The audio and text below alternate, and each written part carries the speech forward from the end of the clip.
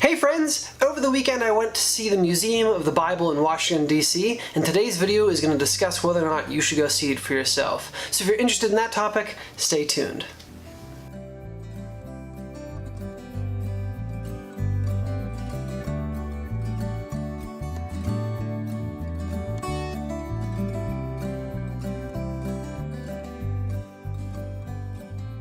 Guys, if this is your first time here, I just want to personally welcome you to the HomeGrown Ministries YouTube channel. I'm DJ, and on this channel, I strive to provide you with biblical wisdom and encouragement to strengthen your walk of faith. So if you like what you see here, please make sure you hit that subscribe button down below so you don't miss any content in the future. And it also helps out the channel a great deal, and I really appreciate your support. So over the weekend, it was my birthday, and my wife surprised me with a trip down to Washington, D.C. really early in the morning to go see the Museum of the Bible. Now, this is something that I told her a while ago that I wanted to see, but I really didn't look into it, I didn't research it, I didn't know a lot about it. So my expectations were small going into seeing this museum. But let me tell you, the museum opens at 10 a.m., closes at 5 p.m. It was $20 per person, well worth the money spent because we were there from 10 a.m. until 5 p.m. and I still don't think we saw everything that was there. There is tons to see, and it is a really, really cool museum. I want to spend some time talking about some of the cool things or some of my favorite things that I saw at the museum. So the first thing, they had a lot of traveling exhibits. One of the exhibits that was a traveling exhibit was an exhibit that showed the slave Bible.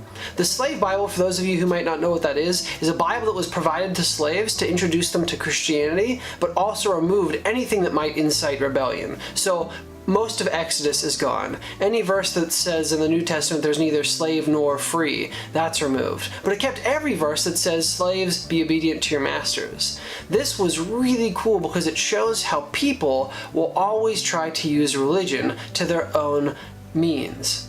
You see, religion is flawed because man is flawed. And due to our fallen nature, there are people in this world that will try to take the gospel and manipulate it to meet their own means. That doesn't make God flawed. So it was really cool to see. If you want some more information on what the slave Bible is, check out one of my favorite YouTubers right now. His name is What Do You Meme? And his video on the slave Bible can be found right here. So check that out. Also in the museum were tons of pottery, tons of artifacts that they had found. They're really cool, they're on display. There's all kinds of cool stuff if you're into archaeology that can be found there. They do also have a section for kids. We didn't bring our kids with us, so I didn't explore that section, but it looked really, really cool as we passed by. They had a section on Vatican art, which was really interesting. They had a section on how the Bible has impacted the world. That was really cool. It went through some sections on how it has had an impact on American politics, had a section all on how it has impacted music. So there was an area where you could sit and listen to different sound bites of musicians that were influenced by the Bible or biblical passages. They had a section that showed Jerusalem in its current day. It was a 360-degree view where you could see the city of Jerusalem, but then also showed on that historical points where things were to give you like a real idea of where things were in Jesus' time, which was really cool. They also had a whole section, this was not really museum-esque, but it was still cool to see. It was a section that was built like the days of Jesus in the city of Nazareth. So there was a temple you could go into, there was houses you could go into, they had an olive press, a wine press, so different things you could see, and they had actors within that section that would talk to you and tell you about the daily life of what it was like in the city of Nazareth. It was really, really cool. One funny story, somebody had asked to take a picture with one of the actors, and the actor, being really well into their character, said, yes, you can do that, but don't use the lightning scares me. I thought that was hysterical because they stayed in character the whole time. Very, very visually cool to see.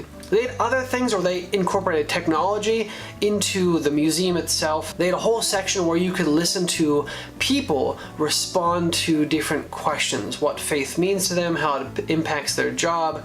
They had a section on science and how scientists view the Bible and how that impacts their work or vice versa. So again, lots of really cool things to see at this museum. Now I'll tell you my favorite section. They had a whole floor that was dedicated to manuscripts. So it had some scrolls, but it had a whole bunch of Bibles, a whole floor of just Bibles. And if you know anything about me, I love books. I love collecting books. I go to Goodwill and Salvation Army and just try to find old Bibles and buy them. I love it. It's so cool to me. I could have spent the whole day on that floor.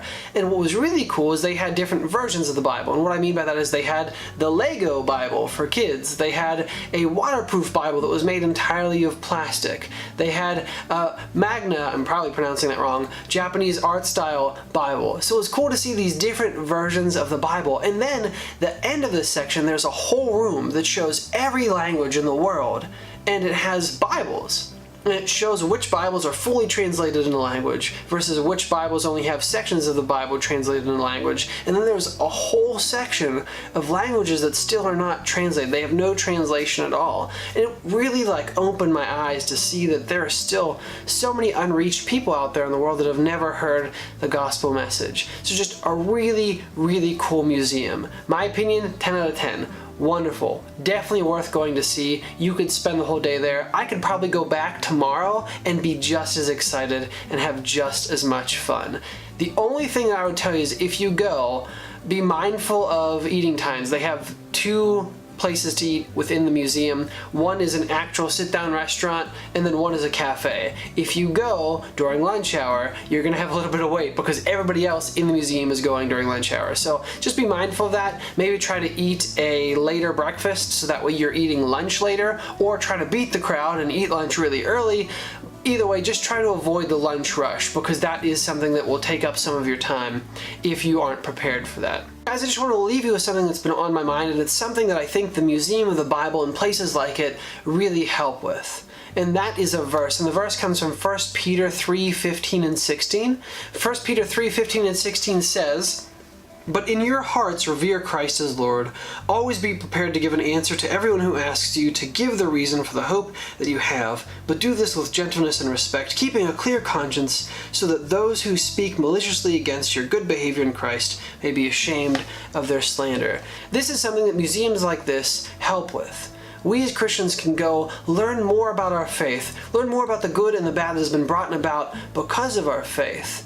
And it helps us prepare to give answer to those who are not Christians, so that we may be prepared to give an answer for the hope that we have within us. So guys, I encourage you to go to this museum. I have 2 other museums that I really want to go see that are on my list. If I get to them, I'll do reviews of those 2 in the future. That's the Ark, that's down in, I believe, Kentucky, and then the Creation Museum. I'm not really sure how I feel about the actual 7-day, 10,000-year creation theory. I think you can be a Christian and believe other things about science just based on your interpretation. Again, not going into that in today's video. I'm rambling at this point, but I do want to see that museum as well. And if I get there, I'll let you know what I think. So guys, I hope you're well today. Christian friends, continue to be the salt to the earth, be the light to the world, and go encourage someone else today because the world desperately needs it. As always, I'll see you in the next video. Bye-bye.